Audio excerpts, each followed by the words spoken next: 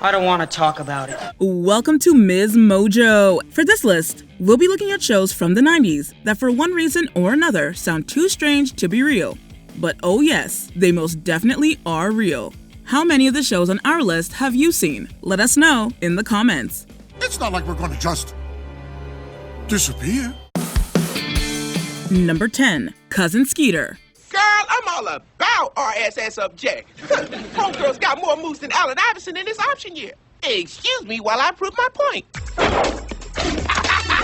Cousin Skeeter is a children's show that aired on Nickelodeon from 1998 to 2001. It's about a young boy named Bobby and his cousin Skeeter, who comes to live with his family in New York City. Don't worry, B. It's not as bad as you think. See, I'm pretty limber, and you won't believe what I found in there. A Regina lunchbox? Most of the episodes revolve around these two main characters, as Skeeter helps his cousin deal with the highs and lows of growing up. Sounds like a pretty standard kids sitcom, right? Oh, that must be because we forgot to mention that Cousin Skeeter is a puppet. Even crazier is the fact that the show never addressed it, but instead treated him like he was a regular, albeit short, human being. That'd be pretty cool, wouldn't it, Skeeter? Are you kidding? Like they say in Hawaii, licky like it look a lulu. What's that mean? Loosely translated, heck yeah, homie. Oh. Number 9. VR5. Stealth technology. Australian Aboriginal. Very primal. Some bird? No, thanks. Beautiful. More for me. Sydney Bloom lost her father and sister in a car accident when she was a young girl. At the time, her computer scientist father and neurochemist mother had been working on virtual reality. And almost 20 years later, Sydney also plays around with VR in her spare time. One day, she stumbles upon a more advanced VR world in which she can connect with other people. Understand? Virtual what? Virtual reality. You put this on and it transports you to another place, an imaginary landscape. The kicker is that her actions in the simulation directly affect the real world. With this newfound ability, she agrees to work with a secret organization known as the Committee. VR5 was meant to tap into the same sci-fi creepiness that made the X-Files so popular. But far from the fame of the former, Fox only aired 10 of the original 13 episodes. When I wake up, I'll remember everything, but the other person, well, you'll just remember the feeling. You've tapped into the subconscious. I think I have. Number 8. Sliders. This wasn't a show about small delicious hamburgers. But honestly, that might have been more promising than the 5 seasons of Sliders we actually got. I still need to see your salmonella insurance and your carbonated beverage release forms. You need all that just to serve me a burger? Fine then, look off.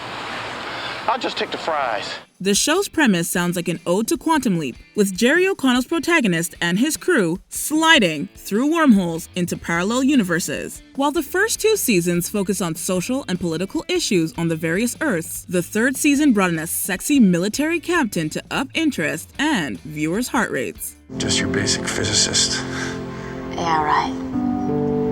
There's nothing basic about you guys. And how would you know that? Married one. But that wasn't the end of the changes. By the 5th and final season, most of the original cast had left, including O'Connell, who was replaced by Robert Floyd as an alternate version of the same character. Makes you want a small hamburger, doesn't it? The seer said death would be immediate. For the 4 of us, yes. But by sending only one of us through, we may have altered that timeline. Number 7. Attack of the Killer Tomatoes. In 1978, a satirical film was made about sentient tomatoes who turn on humans. It was called Attack of the Killer Tomatoes, and that's probably where it should have met its end. Gotta round up everybody in the city, you got that? And meet me in the stadium. There's no time to lose. But sir, everybody's left town. The only people left would be crazy people. I don't care, just do it! But in 1990, a kids' television show of the same name was made, continuing on from the events of the movie. In the show, 2 men named Dr. Putrid T. Gangrene and Igor Smith are turning tomatoes into monsters in the town of San Zucchini. Today, San Zucchini. Tomorrow, the world. Yeah! When I blow this whistle, any tomato that hears it will instantly attack. Fighting them are quite the unconventional group, composed of Chad Finletter, Tara Boomdier, and FT. We should probably mention that Tara is a tomato who became human thanks to Dr. Gangrene, and FT stands for Fuzzy Tomato. So, we'll let you work that one out.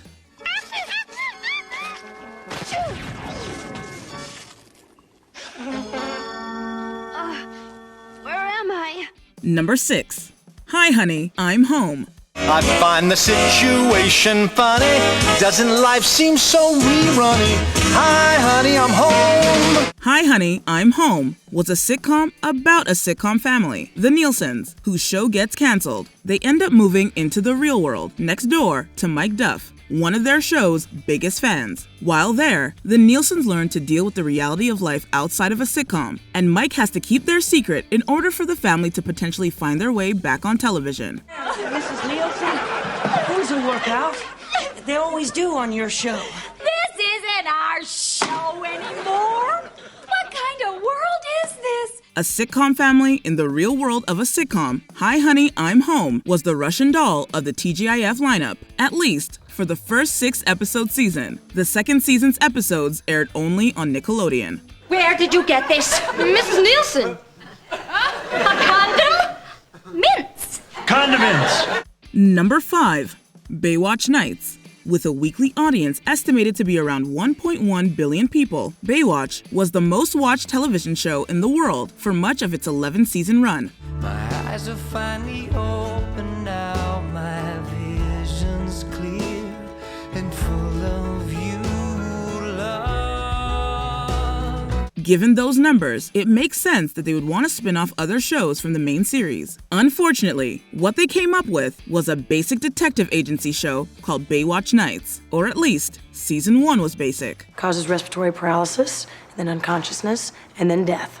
So she ate the poisonous food, jumped in a car, drives down the mountain, and pow. You see, for some reason, the standard detective agency show didn't get great ratings. Not enough scantily clad people running in slow-mo along the beach, we assume. So, for season 2, inspired by the success of The X-Files, they went full sci-fi. Needless to say, it didn't help.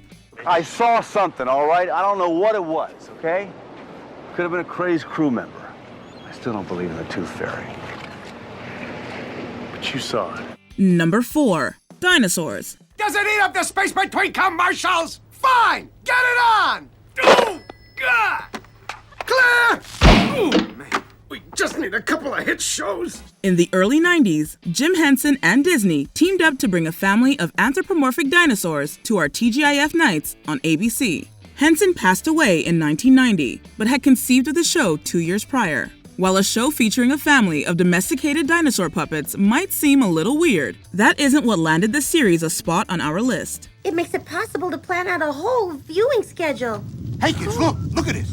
The shows come on just when the book says they will.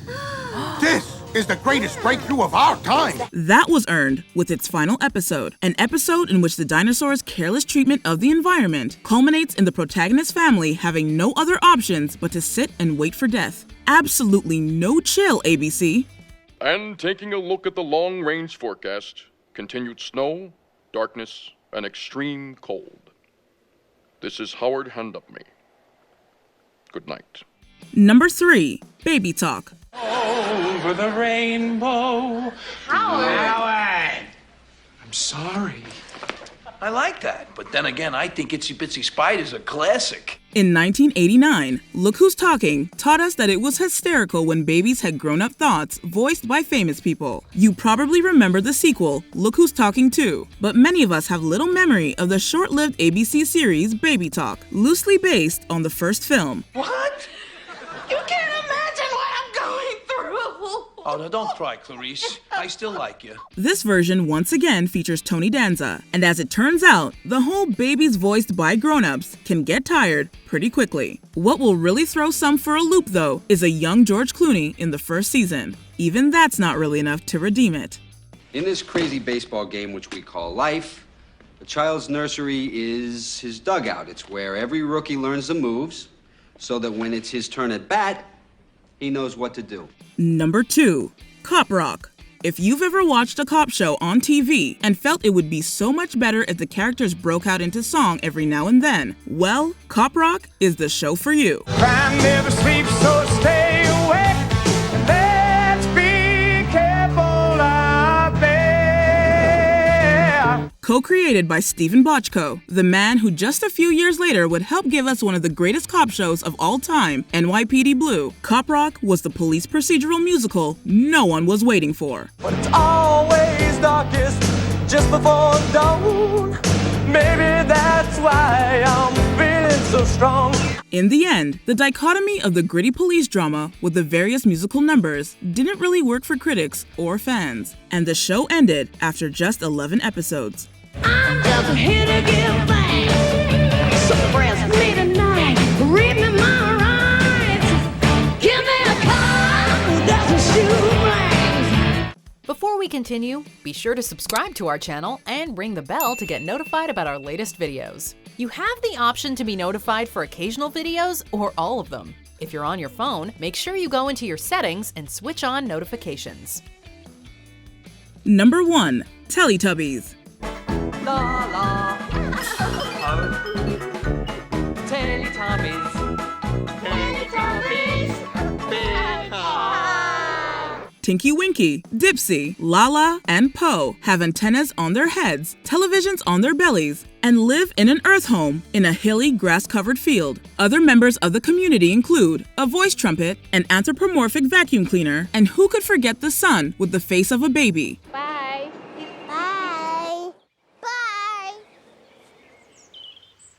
If you didn't know any better, you'd be more likely to think we were describing a literal fever dream we had, and not one of the most popular kid shows of all time. But alas, it's the latter, and it doesn't look any less trippy now than it did over 2 decades ago. Bye-bye, Tinky Winky. Bye-bye.